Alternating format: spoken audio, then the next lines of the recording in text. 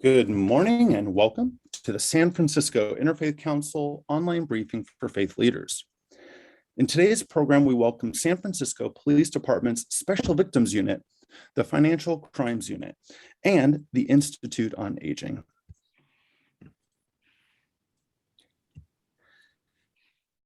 A special thanks to the San Francisco Interfaith Council. Online briefings are supported by a grant from MetaFund. Thank you. The important ongoing work of the San Francisco Interfaith Council would not be possible without generous funding from congregations, corporations, faith-based social service agencies, foundations, judicatories, and supporters like you. Help us spread the word. Visit sfinterfaithcouncil.org to learn about SFIC programming and how to become a supporter. Follow SFIC on Facebook and Twitter, and subscribe to SFIC's YouTube channel to watch all of our virtual events. A bit of housekeeping. Today's program is being recorded. For audio and video, all participants are muted and without video to minimize distraction.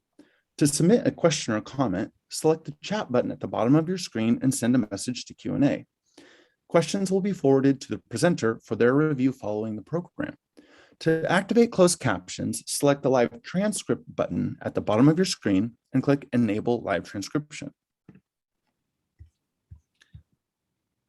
The December 30th, 2021 health order suspends the indoor universal masking exemption for stable cohorts of 100% fully vaccinated people in select settings, including workspaces, gyms, and religious gatherings until January 31st, 2022. This update to the order brings San Francisco in alignment with the state and means the requirements apply to everyone, regardless of their vaccination status. Anyone 12 and older will need to show proof of vaccination to go indoors in some places in San Francisco, like bars, restaurants, clubs, gyms, large indoor events, and any business or event serving food or drinks. To find your vaccination record, go to myvaccinerecord.cdph.ca.gov. The vaccines are safe and effective, and now the San Francisco Department of Public Health is opening up COVID-19 boosters to all adults 18 years and older. Due to the latest surge of COVID, workers in healthcare and high-risk settings are required to receive their COVID vaccine booster. Go to sf.gov to find a vaccine site or vaccine event in your neighborhood. Now is the time to come together, San Francisco. Together we can stop Asian discrimination, bias, hate, and violence. The COVID-19 virus has no race or nationality. It is simply a disease. To report a hate crime, call the SFPD at 415-553-1133. And at this time, I'd like to hand the floor over to the Executive Director of the San Francisco Interfaith Council, Michael Pappas. Michael, the floor is yours. Thank you, Trey. Good morning. I'm Michael Pappas, and on behalf of the San Francisco Interfaith Council, I want to welcome you to this week's online briefing for faith leaders. In the age of technology in which we live, scams and identity theft are perhaps the greatest threats facing today's consumers. Add to the equation the reality of a digital divide, those for whom English is a second language, aging and dependent adults, and the threat is amplified. This week's online briefing for faith leaders, hosted by the San Francisco Interfaith Council, welcomes San Francisco Police Department's Special Victims and Financial Crimes Unit investigator, Sergeant Allen Mulliken, who will define and educate us on the most prominent principles, definitions, criminal modus operandi, and investigative and preventive practices pertaining to crimes which typically target vulnerable sectors, in particular, the elderly and dependent adults. At this time, we welcome the Chairman of the Board of the San Francisco Interfaith Council, Nancy Nielsen, who will read the opening statement that is offered at the beginning of each of the Interfaith Council's programming. Nancy. Thank you, Michael. It is once again such a joy to be participating in this vital program. As Michael said at the beginning of every gathering of SFIC, we read our statement. This is an interfaith community. Whatever our individual belief, it can be freely expressed here with no apologies. If we are invited to offer a prayer in this setting, it should be offered according to the tradition with which we identify. If we are invited to speak on a subject from the perspective of our tradition, we are free to do so without fear of offending those who come from another tradition. We come together as people of faith to learn from each other, that we might better understand the multiplicity of faith traditions in our city and in our world. Thank you. Thank you, Nancy. We are very blessed to have with us today the Reverend Lyle Beckman, the interim pastor at St. Mark's Lutheran Church. I came to know Lyle many years ago when he led the night ministry. My respect and love for him is deep, and we've asked Pastor Beckman if he would be so kind as to lead us in an opening reflective moment today. Thank you, Michael. I have a couple of things going on in my head that prepared my thoughts for today. One is I know several seniors who have become victims of internet scams, and it was difficult for them. So I think about them today. I'm aware of my own aging and the aging of people around me and how that can be so challenging for some. And then in my preparation for Sunday, I noticed that the readings for this coming Sunday for Lutherans who follow the prescribed readings for the day, we have Psalm 71. And that is sometimes talked about as a psalm for seniors. And I saw this quote from Anne Lamott.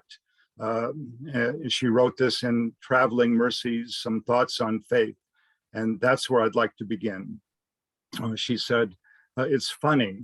I always imagined when I was a kid that adults had some kind of inner toolbox full of shiny tools. The saw of discernment, the hammer of wisdom, the sandpaper of patience. But then when I grew up, I found that life handed you these rusty, bent old tools: friendships, prayer, conscience, honesty, and said, do the best you can with these, they will have to do. And mostly, against all odds, they do. I wonder if Psalm 71, which is going to be our psalm for Sunday, could be one of those rusty, bent, old tools for us, no matter where we find ourselves in our life. It says, in you, O Lord, I take refuge. Let me never be put to shame. In your righteousness, deliver me and rescue me. Incline your ear to me and save me. Be to me a rock of refuge, a strong fortress to save me, for you are my rock and my fortress. Rescue me, O my God, from the hand of the wicked, from the grasp of the unjust and cruel, for you, O Lord, are my hope, my trust. O Lord, from my youth. Upon you I have learned from my birth. It was you who took me from my mother's womb. My praise is continually of you. I have been like a portent to many, but you are my strong refuge. My mouth is filled with your praise and with your glory all day long. Do not cast me off in the time of old age. Do not forsake me when my strength is spent. For my enemies speak concerning me, and those who watch for my life consult together.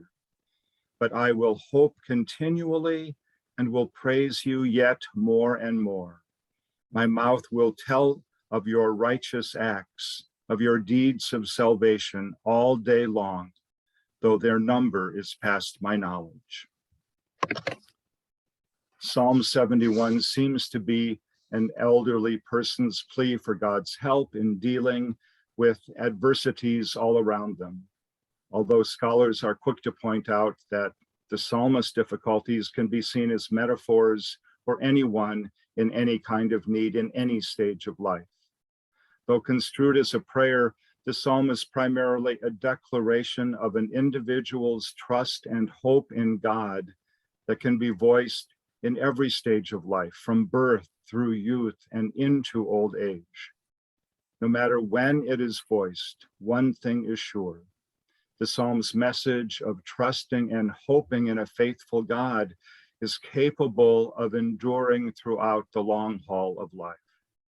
This psalm reminds me that even the faithful will face hardships, but the good news is that those hardships are not lasting, but that the strength of God is lasting from age to age. Whatever we do in words or actions or thoughts or deeds is to reflect a lifetime of learning through experience about the goodness of our God, in whom we place our hope and our trust. So I am a senior citizen, and there are times when I feel vulnerable. There are many other words and phrases that can describe me, but I don't want these words and phrases to define me. Rather, standing with Anne Lamott, I prefer to be defined by maybe the old tools of faith: friendships, prayer, conscience, and honor. But I would also add faithfulness and trust and hope in God's grace and power, and community and gathering together. I'd like to be defined as someone who participates in the larger environment of coming together and working for justice and peace and mercy for all people. I'd like to be remembered as someone who connects with the Interfaith Council and other important organizations that do such good work in this world. I have one other thought. Michael reminded me this morning that today is a very important day. It is the International Holocaust Remembrance Day, and he asked if I wouldn't mind reading something that I cherish. It's words from a Lutheran pastor, Martin Niemöller, and perhaps you recognize this quote, but it's very appropriate for this day. He wrote, "First they came for the socialists, and I did not speak out because I was not a socialist. Then they came for the trade unionists, and I did not speak out because I was not a trade unionist. Then they came for the Jews, and I did not speak out because I was not a Jew. Then they came for me, and there was no one left to speak for me."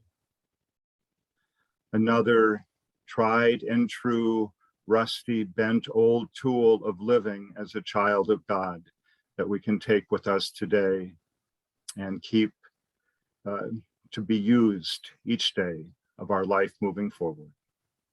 Thank you.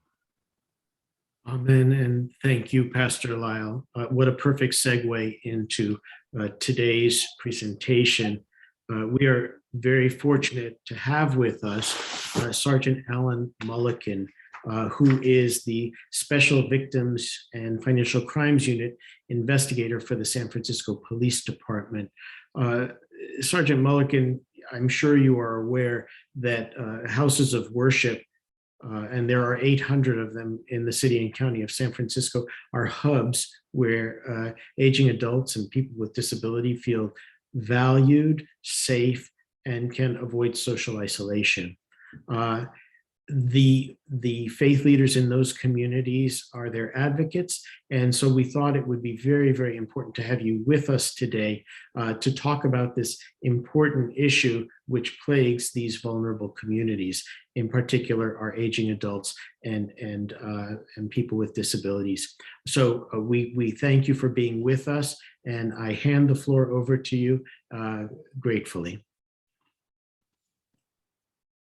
Awesome, Michael. Thank you. I appreciate you guys having us, both me and Sergeant Dan Cross from the Special Victims Unit.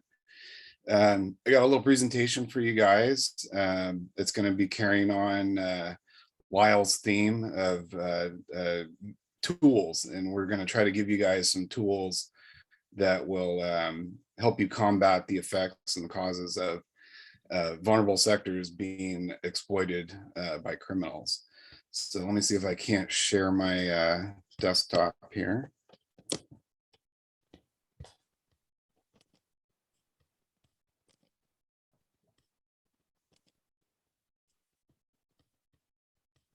Can everybody see that? Mhm. Everybody can see that? Yes. Perfect. Okay, so who am I? I'm Sergeant Mulliken of the San Francisco Police Department. I've been working there for about 14 years. I started off on patrol doing just everyday police work. I started off working at Northern Station, ended up going to Terraville, Tenderloin, Richmond, and finally Southern Station. I got into investigations. I've been working investigations at Richmond Station, Southern Station. And then finally, the last 2 years, I've been doing exclusively financial crimes at 850 Bryant Street, the old Hall of Justice, where only the SFPD and the court systems are. And I've been working there under financial crimes exclusively. We also do sexual assault and domestic violence.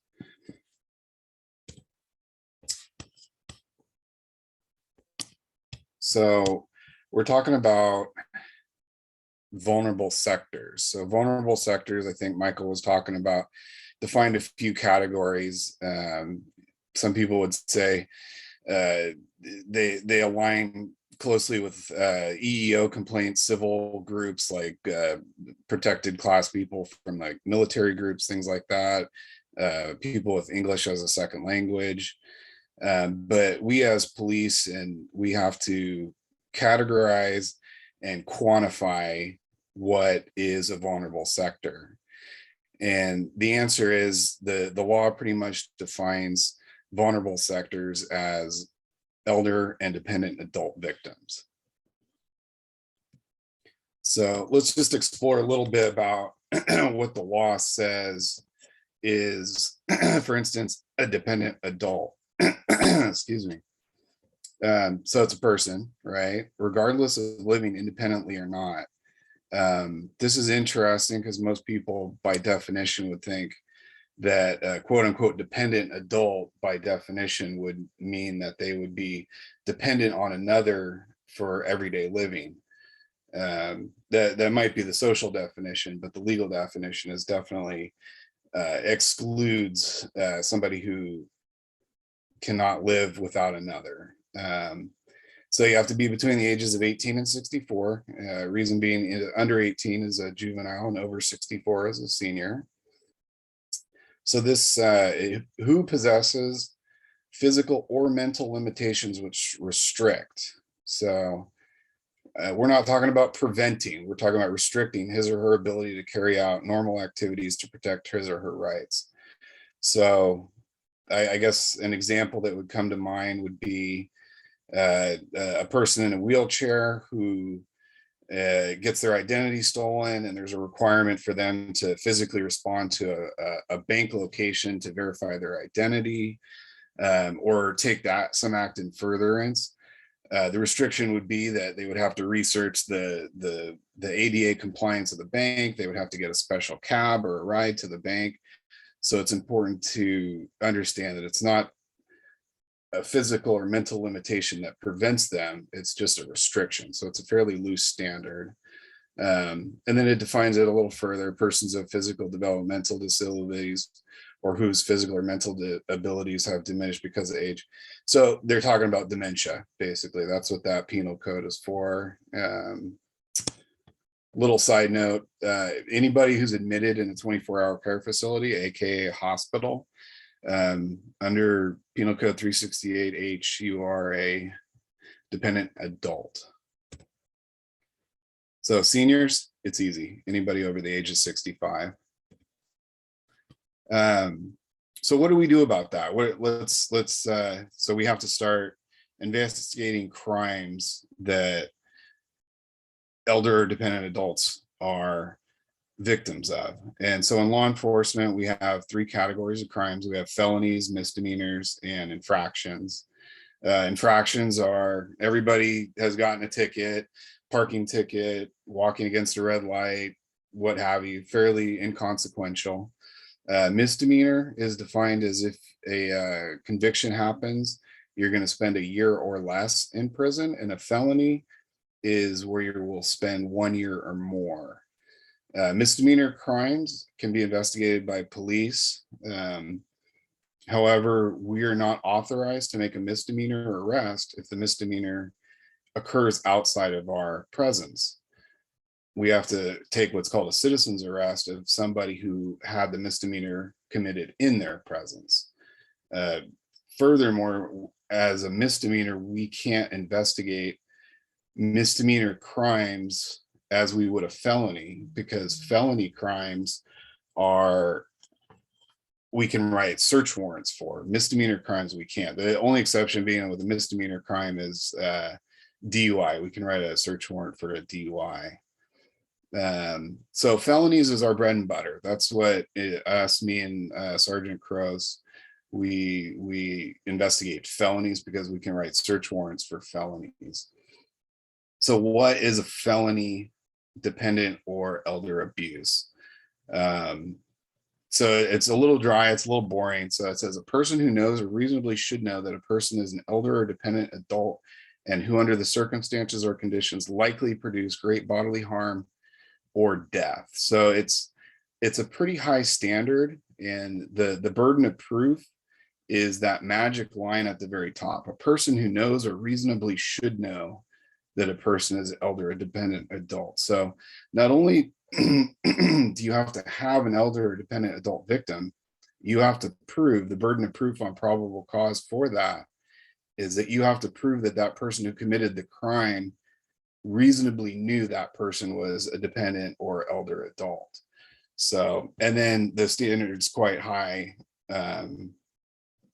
conditions likely to produce great bodily harm. So this, the spirit of this section is extreme physical abuse, right? It's not turning elderly people over in their bed, causing bed sores, purposefully harming them, things like that. So we'll move on to the misdemeanor one, which is a little bit more appropriate to where most of the financial crimes end up. It still has the same elements and burden of proof. A person who knows or reasonably should know that a person is elder or dependent adult.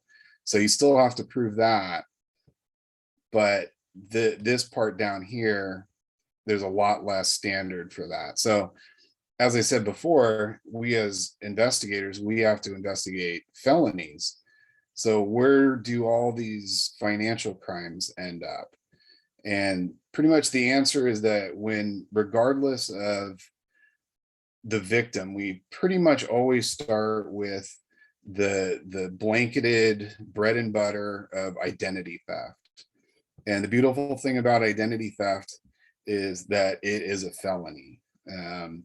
It's considered a wobbler crime where it can be charged as a felony or a misdemeanor, meaning that it's basically for law enforcement, spirit of the law. So if somebody was accused of doing something, but their reasonings were that they were coerced into it by peer pressure, or possibly did it for reasons of dependent chemical dependency or something like that, maybe we could go, oh, this guy needs a misdemeanor rather than a felony. Second is for prosecutors. It gives them a bargaining chip when they're in the courtroom that somebody's being accused of a felony. They can offer for them to plea out as a misdemeanor. But so 530.5 is a felony. So that's how we start our investigations. That's how we gives us the authority to write our search warrants. So now that we understand crimes a little bit and what gives us the authority to investigate, let's talk a little bit about, well, we have to get to know the enemy, right? We have to know who we're dealing with. What kind of tools and methods are these criminals using? Some tools and methods are better than others. It's kind of like if you get your house painted and you hire a guy with a paintbrush and a bucket, it's going to have runs all over. It's going to take him a week to paint it versus somebody who is painting your house with a spray gun and 5 guys. It's going to come out a lot better. It's going to cost a little less money because it's going to be less time. So the same job is done, but it's different tools and different methods. So I apologize, this part gets a little bit boring, but they're important points to understand when we move on to the next segment. So fraudsters use what's called virtual private networks, VPNs for short, and every computer that accesses the internet has an IP address. So what a virtual private network does is that it takes the IP address, which is a numeric identifier that specifies a certain computer within a network, and it has an address that it interacts with on another network, which is how you would send a letter from one house to another, similar to a return address and a send to address. Well, what the VPN does is it makes it appear as though the sender is coming from another area. It could, basically whoever you're talking to could be sitting right next to you in a internet coffee shop, or could be your neighbor, but through your computer, it could make it look as though he's coming from Africa or some other place. So the theme of this is they're developing their methods of anonymity. They can commit crimes without detection. The term spoofing, it's increasing in frequency in its use. It's basically slang, but what it is it's software. So there's something called voice over internet protocol phone numbers, and they're phone numbers that use wireless fidelity or Wi-Fi to make a phone call to interact with the cellular towers. And similar to the VPN, it can actually mask the phone number of which you're calling from, or you can actually, depending on the software, put a phone number of your choosing into it. So you can be calling from your phone number, but make it look as though you're calling from, PG&E or AT&T or a law enforcement entity or something like that. Effectively masks any phone number to which another phone could be calling or unawares. So same thing can happen with email addresses. Same thing, software where you can send your email through a software interface, and it will spit the email out looking as though it came from another email address.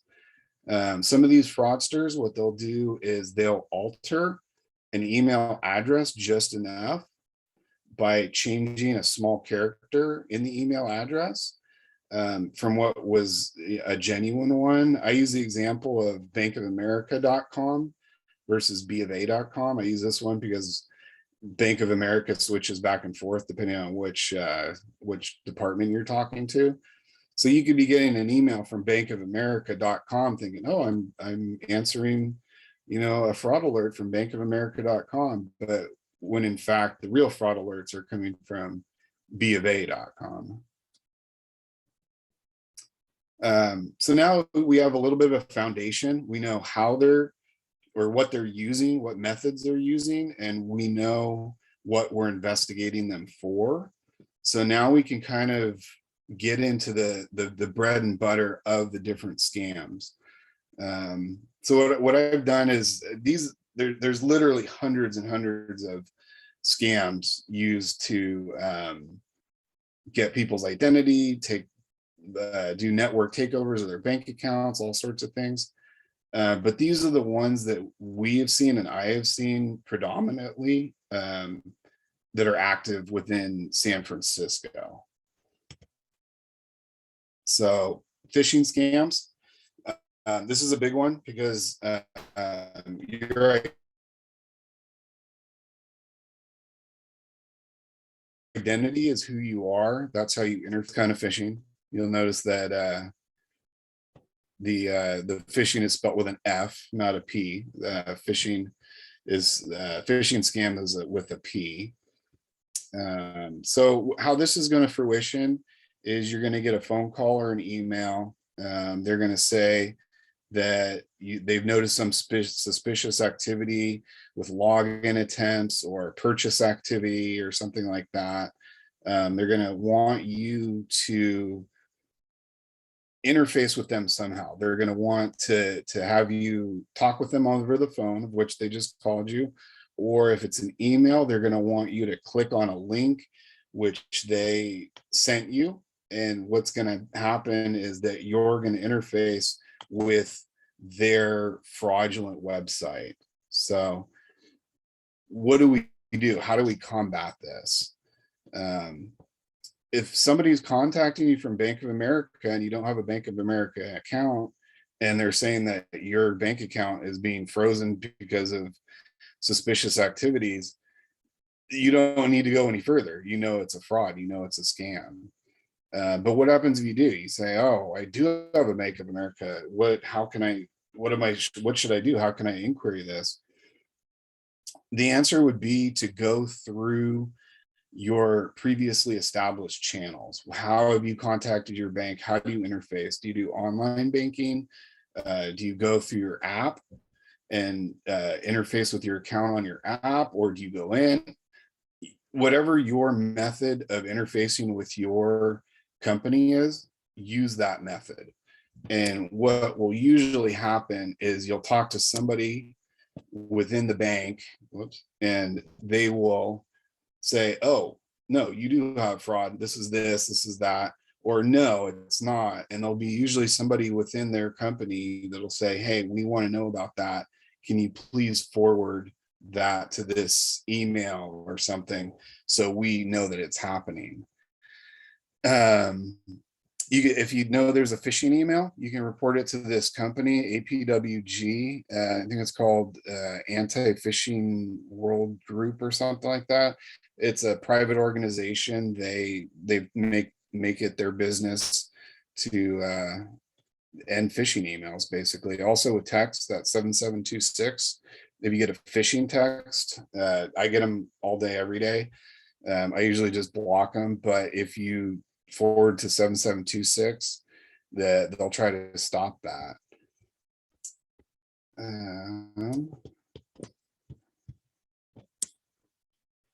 If you end up going to it, I mean, you can always file a police report, but identitytheft.gov is ran by the FTC, the Federal Trade Commission, and you can report it there as well. All right, so this one is not as prevalent, but I have ran into it. This is going to be more of a dynamic situation. This is going to be something that you're going to get a phone call, and it's meant to invoke fear, panic, everything. It's going to be somebody claiming to be from a different country. Either they're going to be kidnappers, or they're going to claim to be a law enforcement agency, and they're going to have cousin Johnny, and they're going to threaten him, or he give us money or we're going to hurt him, or give us money and we'll release him from custody because he needs bail or whatever. That's basically what the scam is. They're going to demand money. You should know it's a scam when the Mexico City Police Department is demanding Home Depot gift cards for exchange with your little Johnny's release. Sometimes they'll want cryptocurrency. That's a little harder. Venmo, PayPal requires the victim to actually have a pre-existing account. The one thing that they do predominantly do with these is wire transfers. There's two different kinds of bank transfers: the ACH transfer, which is the one everybody knows about, where they send money from one account to another. But wire transfers, they're pretty much absolute. Once you send the money, depending on the financial institution where it's entering the bank system, you can cancel it within like 5 to 30 minutes, I think. If you are in this situation and you see that they're giving you account numbers and routing numbers, the routing number specifically, if you're transferring money within the United States, there are going to be all numbers. There's going to be no letters. If you have letters in an account number, or excuse me, a wire transfer number, it's going to be called a SWIFT code. It's a wireless international funds transfer, and that's going to mean that your money is going overseas. So just interesting point to think about. So what do? You got this person on the phone. They claim that they have little Johnny in Mexico City, and they're either going to hurt him or they're going to release him, depending on how much money you're going to give him. The best answer is hang them up, ask for a callback number. They're going to want to keep you on the phone. If for whatever reason you want to remain on the phone, I would employ a different line and start making inquiries to your family to see where that family member is. A lot of times these things can be stopped very quickly just by calling the person, and they're perfectly fine. Call police, make a police report. The uniformed response will help you through the process, as it is a dynamic situation and you're dealing with it on the fly. They can help you mitigate, navigate a situation like that. So what happens if you sent the money? So go ahead, try to attempt to stop payments like you would. Most of the ACH money transfer services like Venmo and PayPal, they operate under the federal government. So they're FDIC insured. Under the federal government, FinCEN, FDIC, they're considered a money service business, an MSB, AKA a bank. And they have safeguards, mechanisms, and requirements, in fact, to adhere to fraud claims.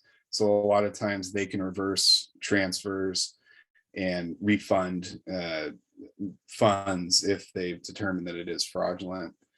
The gift cards are the big thing. That's because they're hard.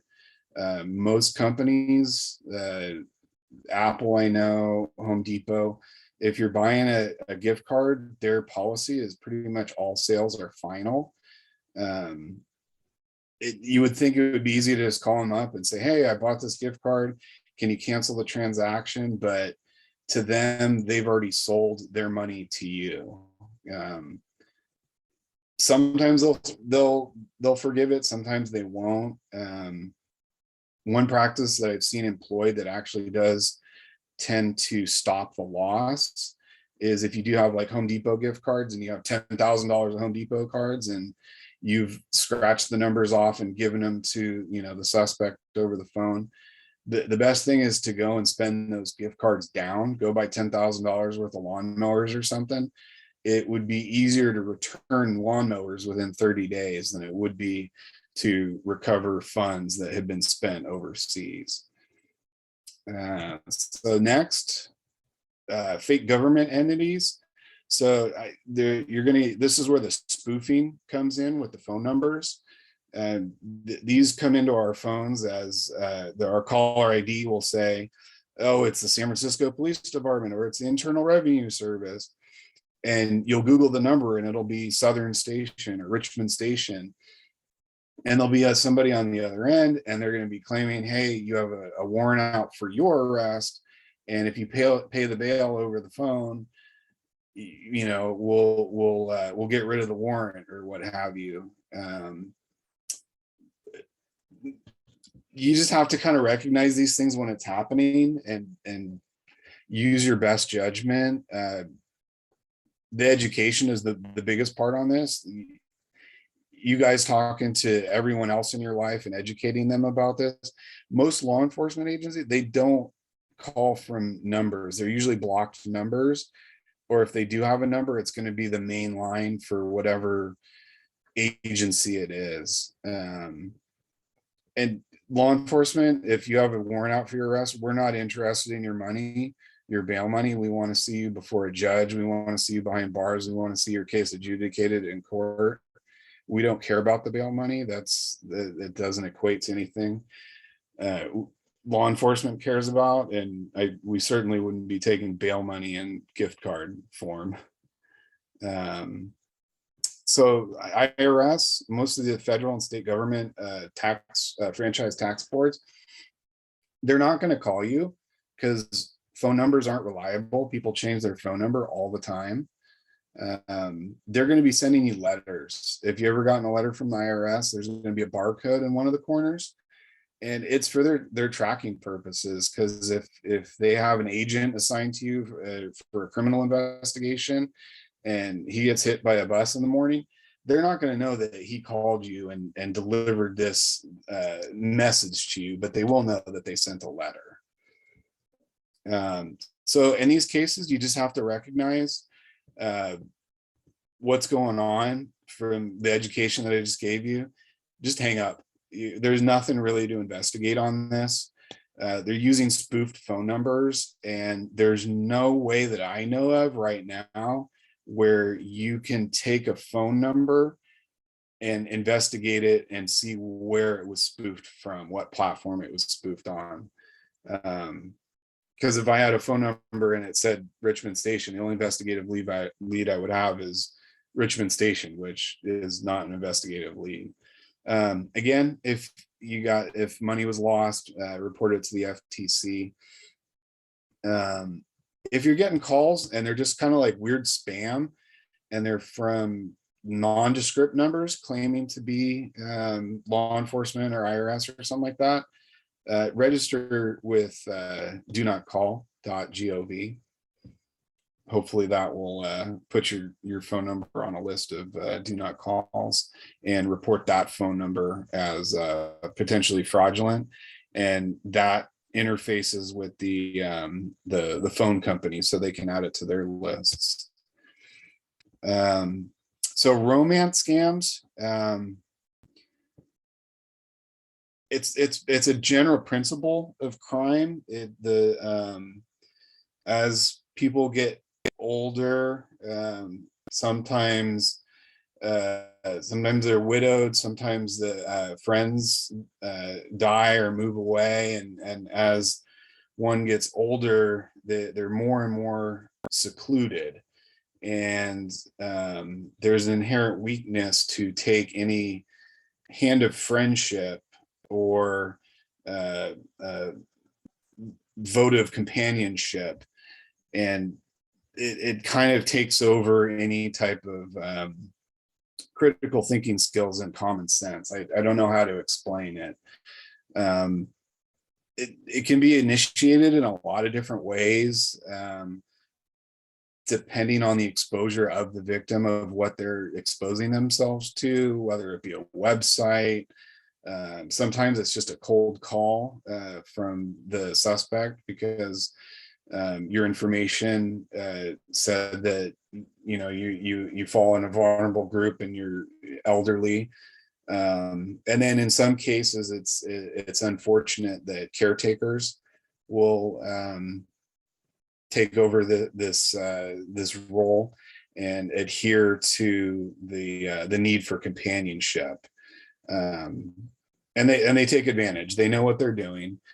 This relationship, we call it romance scam. Sometimes it's not romance, sometimes it's just a false friendship, companionship. It usually will build over weeks and months. The suspect will casually insert conveniently complaints over family and money problems and try to humanize them as much as possible to the victim. And more than likely they're expressing romantic notions towards the victim or hinting towards them. In more extreme cases, these kind of correspondences, they may involve some sexual elements, if it's online or email, or even through text message. It could be nude pictures, sexually explicit exchanges. The common term for this is sexting. ultimately, it's going to end with the victim either on their own accord, voluntarily giving money to the suspect, or the suspect coercing money out of the victim. It's not just money. A lot of times it can involve living wills, things that the victim will receive after the suspect dies. Deeds to property. So real property, real estate is ownership is conveyed to the government through what's called a deed. And you can deed a property to somebody. You can just give your property to somebody. Same thing with titles to vehicles. You can just go on the DMV website and do a title exchange for your car. It's not hard. Usually this ends when the victims will either run out of money, or they finally realize that maybe it wasn't what it was supposed to be, and they're being scammed. These are better to investigate because there's a known suspect usually, especially with the caretaker element. So these tend to go to court a little bit more. So it's one of the more heart-wrenching ones that we come into contact with. And it's not always elderly too. That's the other important point to make on that. So what do we have to learn from this? I mean, love and friendship doesn't cost anything. Love don't cost a thing. If somebody wants to be around you, it's not going to be a quid pro quo. They're not going to say, I need this from you in order for me to continue my affection. It's not going to be that way. Victims usually only come forward after the damage is done, like I said. Sometimes confidants, other friends will try to intervene, and the victims just won't listen to reason, and they'll continue to participate in the scam. We have to be vigilant, and we have to be conscientious. If you think this is happening to you, just let that little voice inside of you tell you this is not right. And then you also have to be cognizant of your peers. You have to listen to your friends, acquaintances, whether you're, like a Bible study or coffee time or something like that, and somebody's saying how they met somebody in another country and they're really happy now. Those are all warning signs. Somebody should investigate that further, talk a little bit more to them. If it gets to the point where the person is beyond help, possibly maybe because they have diminished mental capacities, dementia, etc. There's something called a durable power of attorney. Durable power of attorneys, DPOAs. You can have a financial durable power of attorney and a medical. You could set this person up with a financial durable power of attorney, and where they can voluntarily give you the DPOA, or it can be ordered by a doctor. If there is nobody around to represent as a DPOA, and their mental and physical faculties are extremely diminished, you can actually go to the local government and try to attempt a conservatorship. In San Francisco, it would start with APS, Adult Protective Services. So Gypsy Scams. These are big right now in the Bay Area, huge. They kind of go up and down. They're like the stock market. Usually summer months, you're going to see a lot more because more people are out walking around. So a couple things to know about this. Gypsy, the term, it can be offensive to some groups. I think everybody uses the term gypsy because historically they've made movies about them, the King Gypsy of LA or something like that. I think it was. There's books, popular culture, but the term gypsy, and what most people refer to them as, it is a traveling organized criminals descending from Romania. They tend to be called Romani or Roma in plural or singular.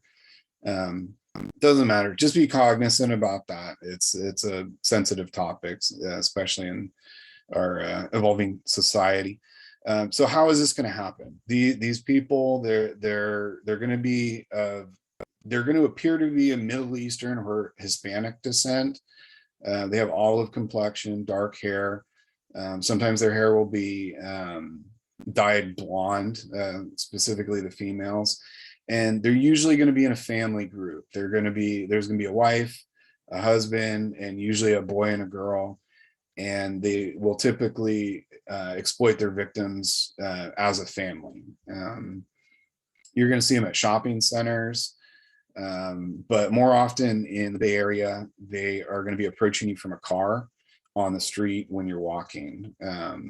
They tend to target the elderly, and statistically here in San Francisco, they typically target Asian elderly. Geographically, they like the Sunset and the Outer Richmond district. They may engage in conversation regarding jewelry that you're wearing. They'll employ some type of a sob story, how they'll claim to be from the Arab Emirates and from Dubai, and how they're very rich and they have a sick sibling or kid, and they need to sell their gold Rolex watch to you for $50 so they can afford a plane ticket because their international accounts have been frozen. And I mean, some people, they fall for it. What they'll do is if they don't do that way, they'll employ a sleight of hand trick, like a magician. So what they'll do is they'll take a fraudulent jewelry item.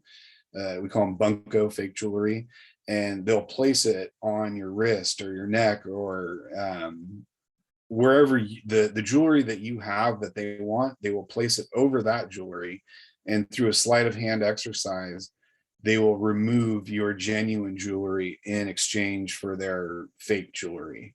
We had a big ring of it happen about 1.5 years ago. I had victims who had their necklaces replaced with the fake ones, and they didn't realize they were wearing a fake necklace until they got home like 3 or 4 hours later. The times are changing. They are a nomadic group, and we will have an occurrence happening in San Francisco, have a suspect identified. We will see them in Los Angeles the next day, and Sacramento the next day after that. They cover great distances in a short amount of time, and they're getting a little bit more desperate from what I can see. I was going to prepare a bunch of news articles. Most recently, there was a 90-year-old woman in Berkeley who she was just walking along the San Francisco shoreline. They call it the San Francisco Trail over in Berkeley, and it was basically a street robbery.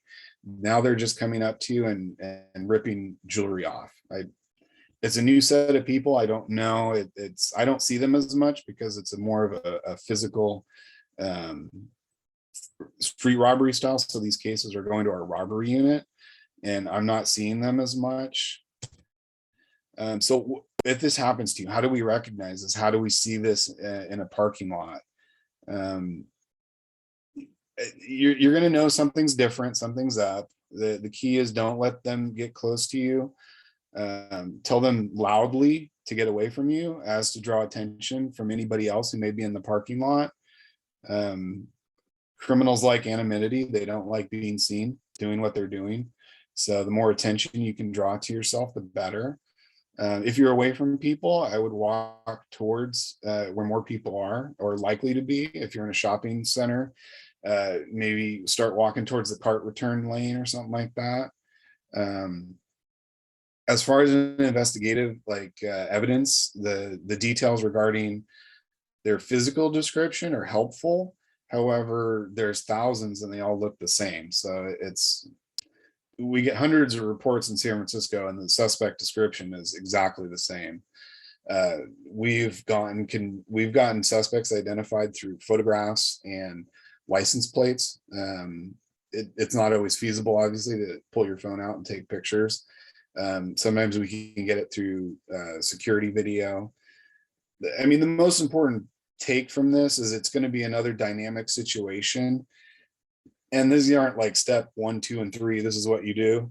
It's more of an ideology, a way of thinking. If you're presented with this situation, how to think dynamically and get yourself away from them and to stop their interaction with you. That's the biggest thing. If you can stop the interaction, you can do it. At the end of the day, it's property crime. It's not worth getting hurt over a piece of jewelry. So our challenges investigating gypsies is, like I said, it's hard to establish. There's thousands and thousands of them. They operate nationally, internationally. They typically will start in Romania. They'll obtain a new identity in Romania. They'll immigrate to the United Kingdom, where they'll spend about a year, and then they'll go to Canada, declare refugee status in Canada, and with their refugee status in Canada, they will cross over into America, typically in New York, and they will their status will continue to America, and they never show up to any of their asylum hearings or anything like that. So they're pretty brazen. They don't care about deportation or anything. The one key thing that they tend to do is they use rental cars a lot. They offer anonymity because the vehicle plate is registered to a rental car company. They'll swap the cars among each other. So one day they'll have one car, the next day they'll have another. And they've been known to bribe the rental car employees to switch cars mid-contract, or extend contracts, or turn in rental cars in different locations other than where they're scheduled to be. We know that they're going to turn a rental car in somewhere, and we'll set up and try to arrest them, but they turn in the rental car somewhere else because they bribed a rental car employee. I think we talked about all this other stuff. The jewelry is also an investigative lead. However, they'll steal jewelry in one part. I know in San Francisco, they'll steal jewelry in San Francisco and they'll fence it in Los Angeles, specifically with Asian population, with jade, things like that. We'll go and inquiry Chinatown in LA, and we'll see a lot of similar items that were stolen out of San Francisco and Los Angeles. So, all right, I like dogs, so that's not my dog, but I love Australian Shepherds. But so this is coming directly from the Federal Trade Commission website. A lot of the stuff I'm kind of going off script on, but this one is important because the FTC is basically the last word on identity theft and resources and mitigation regarding scammers. So this is coming from the FTC's website. And so what do? We've already paid a scammer. So a lot of this stuff could be a little bit redundant, but it's important to have this on the PowerPoint presentation that everyone will have access to after the presentation. So yeah, like I said, try to get the money back if you can, no matter what the payment you use. The sooner you act, the better. Okay, so this one's good. If you paid it with a credit card, you might be able to stop the transaction. So say you took your credit card and you bought the gift cards with the credit card, and you called up Home Depot and they won't cancel the transaction. Well, you can call your credit card company instead and request a chargeback and challenge the purchases before it even goes through, in which case your credit card company would be out the money, but it would stop the transaction. Yeah, same thing with the gift cards.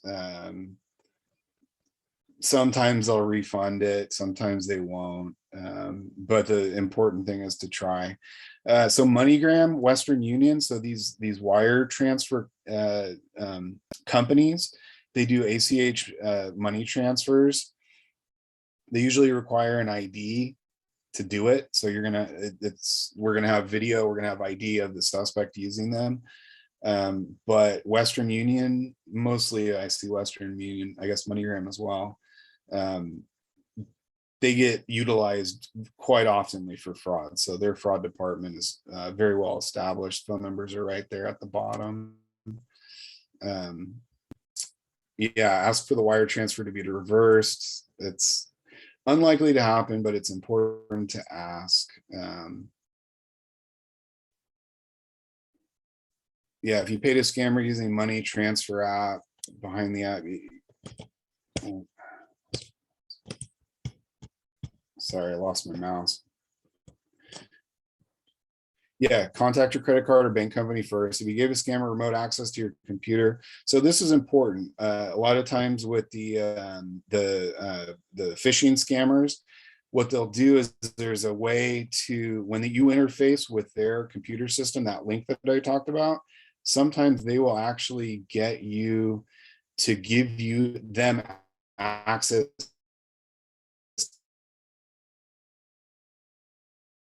to your computer compromised. You need to change your user name and password, obviously, but you also need to change your username and password for everything else you have. Because if you're like me, you're going to have the same username or password for a lot of things. So there's going to be people that will take that username and password now that they've obtained it, and they're going to go through every major financial institution, even if you don't have an account there, but they're going to try to access and log in using those, just on the off chance that you have 2 or 3 bank accounts and use the same passwords. If you gave them the social security number, go to identitytheft.gov, another FTC link. Oh, so here's another thing. So if you end up getting contacted with the fraudulent guys that your account took over, and you have fraudulent activity on your account, and you report it, but you report it to them, it's kind of like it's a double blind. And then they'll contact you again at the very end and say, oh, you've been frauded. This is how we can get you back your money. And if you didn't actually get frauded, they're not going to know that you got frauded unless they were the ones who frauded you. So yeah, very important point as well. So these are some website resources that I've been pulling from the FTC. It's the last word on resources for scams, phishing, fraud. It's worth sitting down and exploring. They have a great video and media database that you can sit through. I was going to put some videos in here, but I think that would be better suited for everyone to take their own time. The videos are very informative, and they're only 2 to 3 minutes in length. And most importantly, scams change by the minute, and the FTC updates their website by the day. Any crime that occurs on the internet, you can also report to the FBI. It's ic3.gov. Email hawks. If you end up going to a fraudulent website, a fake Bank of America website, these are all things that you want to report to the FBI. So by reporting to the FTC and the FBI, it puts your name and identifiers of your specific crime, the modus operandi of your crime, MO, together, and it is searchable by any investigator in the whole entire United States. And so if you have an investigation like an account number, and you know, oh, this is a bad account number, this is a fraudulent account number, we can put that in a search criteria in both FTC and the IC3, and we can tie cases together. It's what we call deconfliction, and we can actually deconflict our investigations and have joint efforts to solve cases together, or put them higher up. Maybe the FBI will take them. Last is the National Association of Bunko Investigators website. Bunko, the term refers to cons, scams, fraud, fake jewelry, things like that. But specifically, there's the hundreds of cons and scams that I've been referencing. They have a massive list on them. It's interactive. You just click on which scam that you've heard of, and it will give you an example and tell you how the history behind it and how it's been done. So that's pretty much it, Mike. Hand it back over to you. Thank you so much, Sergeant Mulliken, for this very, very comprehensive presentation. We did want to indulge our listening audience. We are very pleased to have with us Ali Chu, the Supervisor for Elder Abuse Prevention at the Institute of Aging, who is working with you all to say just a few words and then perhaps offer a couple of questions that Sergeant Daniel Cross could respond to. Ali, the floor is yours. Thank you so much. Hello, everyone. My name is Ali Chu. Like Michael said, I am with Institute on Aging, and I am the supervisor for the Elder Abuse Prevention Program. And just kind of real quick, and I know that, I just want to be sensitive to the time. So at the with the EAP program, what we do, is basically support the prevention of elder abuse. We host forensic center meeting, we host meetings regarding high-risk self-neglect cases. And we also just started the, it was really popular back in the 80s, and now we are kind of getting it back, the elder and disabled death review team. So we collaborate with a lot of projects. And so those are just kind of like a quick highlight. We collaborate with the SFPD. Thank you, for the great presentation. I'm like, putting my headphone on and listening in. In regarding to working with SFPD, we do a lot of cross-reporting with them and really kind of checking in to see if APS report, and they really supported us.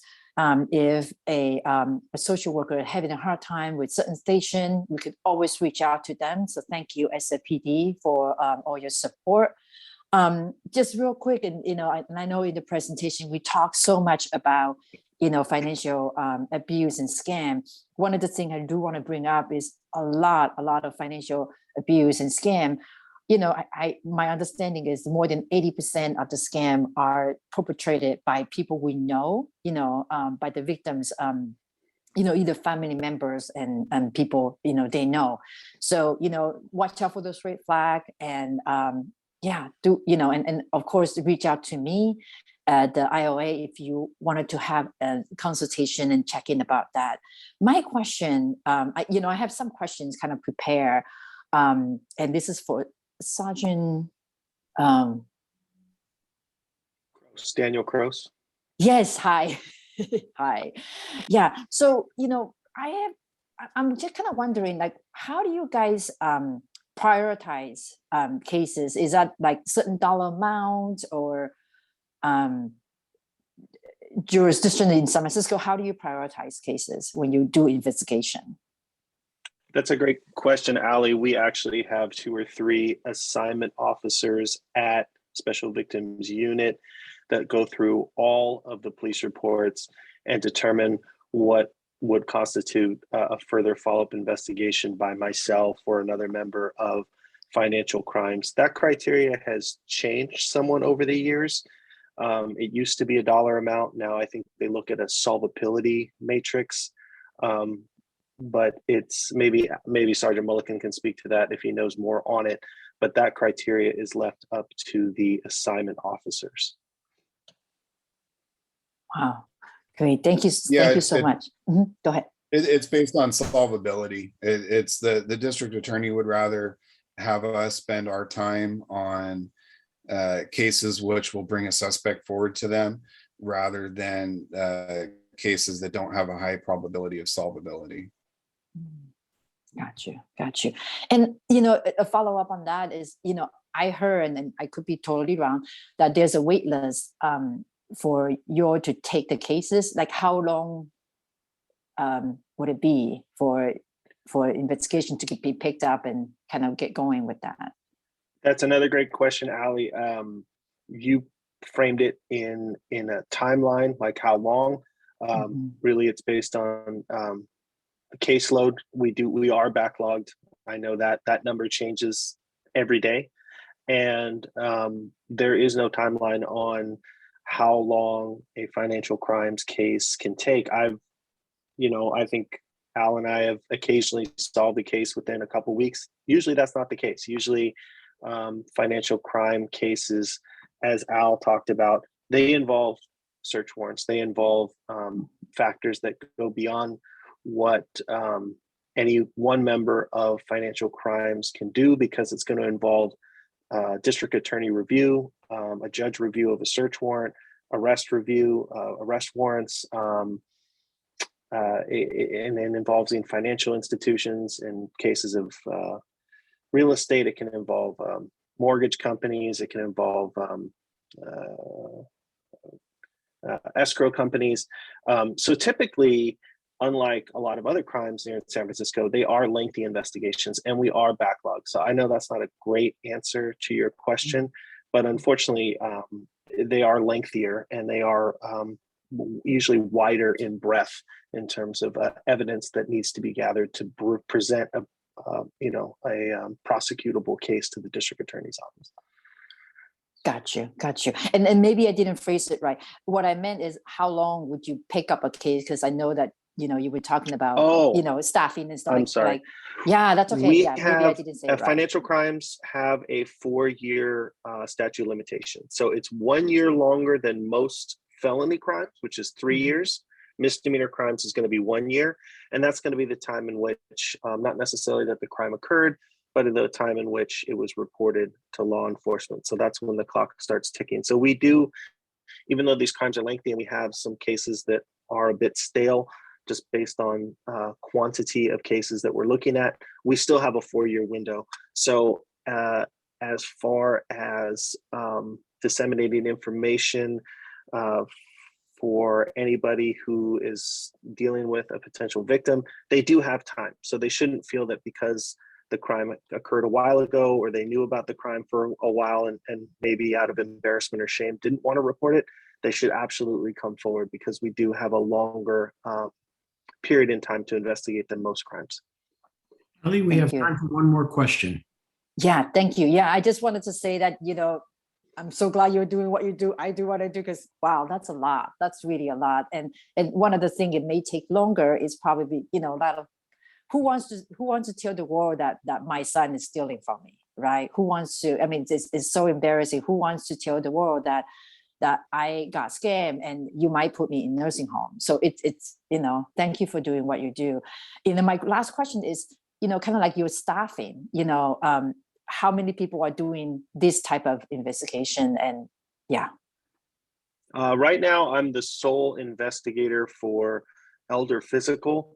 I also do elder financial, but everyone in financial crimes is capable of doing elder financial crime investigations, because it's essentially fraud is fraud. It's just the enhancement when you know or you believe that the suspect knew that the victim was over the age of 65 or a dependent adult. So everyone in the office can do it and does do it, as far as I'm concerned. Thank you all so very much. Ali, Sergeant Crows, and of course, Sergeant Mulliken, for that very comprehensive and helpful presentation. As was mentioned, the recording link will be sent out today, along with the very comprehensive slide deck. So that will be for everyone's benefit. We also want to thank Pastor Lyle Beckman from St. Mark's, Nancy Nielsen, the chairman of our board, and all of you who have continued to watch with us and be part of our community. We will resume our programming in the month of March. So keep an eye out for our email blasts, which will alert you to who our presenters will be. This concludes our program today. Thank you and God bless you.